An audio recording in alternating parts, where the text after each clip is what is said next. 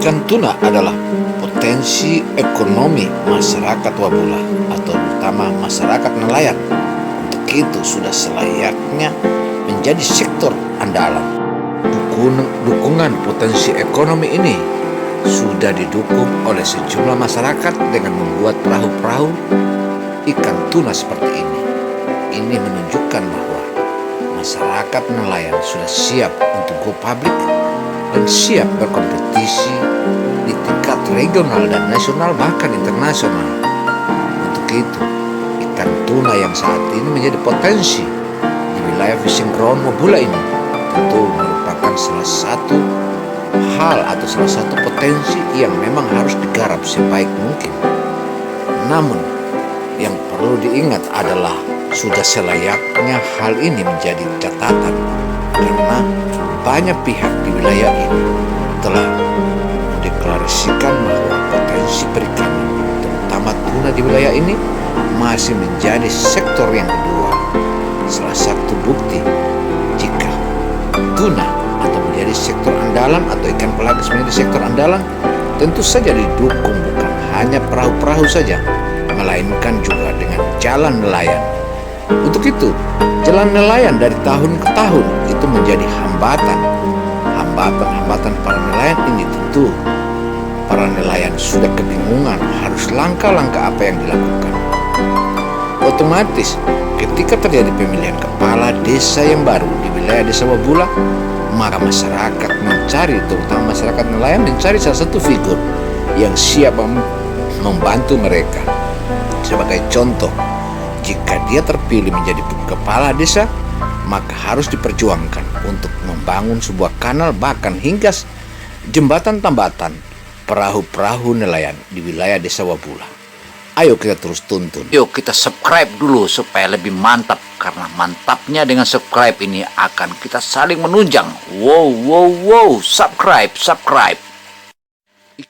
Potensi perikanan khususnya tuna di wilayah Wabula ini kita sudah lihat di hadapan mata kita. Bahkan sebagai contoh kita bisa lihat kapal-kapal asing ini. Kapal asing inilah merupakan miniatur jikalau besok-besok desa Wabula membangun perahu-perahu untuk menangkap ikan tuna sebagaimana yang kita lihat di hadapan mata kita ini. Tentu mereka tidak ingin hanya 1-2 ekor saja, mereka sudah langsung pulang. Demikian pula mereka ketakutan dengan adanya pasang surut air laut. Karena begitu surut air laut, mereka tidak bisa pulang lagi ke bibir pantai atau ke desanya, karena air kering yang ada di Wabula itu jaraknya kurang lebih 1 kilometer. Ini menunjukkan bahwa kesulitan para nelayan ini sangatlah sulit, dan ini sudah mumet, dan ini perjuangan nelayan ini sudah bertahun-tahun. Tetapi dari tahun ke tahun kepala desa dan para perangkat-perangkat adat terus mengrongrong bahkan menghadangnya. Padahal mereka hanya butuh untuk jalan nelayan, karena jalan nelayan itu adalah merupakan penghidupan mereka. Sebagaimana yang kita lihat di tabulasi penduduk Wabula, mayoritas bahkan 82% adalah penduduknya adalah nelayan. Nah, ini pula sudah selayaknya pemerintah daerah atau pemerintah desa yang saat ini dipimpin Launci utamanya yang menjadi usulan agenda utamanya atau perdananya kali ini adalah bagaimana membangun jalan kanal, karena jalan kanal ini merupakan salah satu solusi bagi para nelayan yang selama ini kesulitan. Selain itu pula, bukan hanya sampai di situ membangun jalan kanal, melainkan juga didukung dengan tambatan perahu.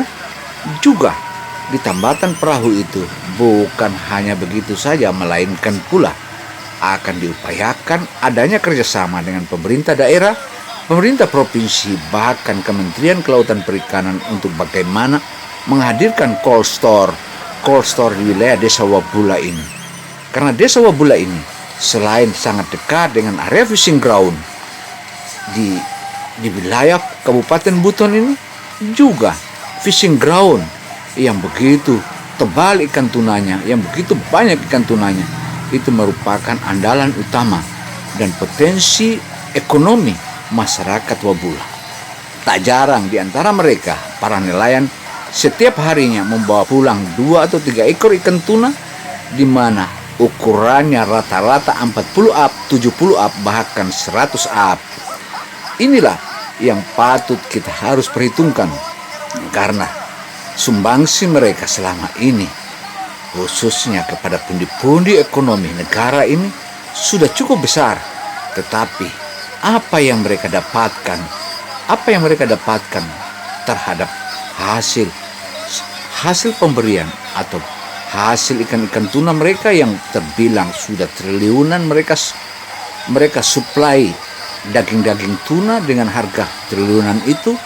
Tetapi apa yang diberikan oleh negara? Negara tentu sudah saatnya untuk hadir di wilayah desa Wabula ini untuk bagaimana melahirkan solusi agar nelayan tuna di wilayah ini dapat menjadi satu kebanggaan dan juga bisa menambah ekonomi mereka. Selain itu pula, sudah selayaknya wilayah ini patutlah dijadikan pilot project oleh beberapa kementerian, terutama Kementerian Kelautan Perikanan dan juga Kementerian Pariwisata Republik Indonesia. Wow, ayo terus kita tuntun, ayo. Ikan tuna yang saat ini ada di depan mata kita ini memang begitu dahsyat dan luar biasa. Tentu siapapun dia yang pernah paham tentang permainan ikan tuna atau pemancing ikan tuna, pasti mereka tahu dan bagaimana dimanapun Anda berada, ayo kita subscribe dulu supaya lebih mantap. Jangan lupa Mantapnya dengan subscribe ini akan kita saling menunjang. Memang, Wow, subscribe. Kita beri tuntunan, karena tuntunan inilah yang akan menjadi masukan berharga bagi siapapun dia, terutama kalangan nelayan. Kesulitan nelayan ini sudah saatnya dibongkar dan sudah saatnya dilahirkan solusi. Karena solusi ini dari tahun ke tahun tidak kunjung tiba. Akankah para nelayan ini terus menggerutu dan terus diam dan terus menderita sebagaimana yang saat ini terjadi? Ataukah ada solusi?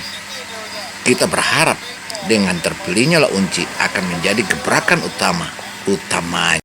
Demikian catatan CBTV Indonesia. Saya CBTV atau TV BCI Indonesia, Gino Samsudin Mirsad melaporkan.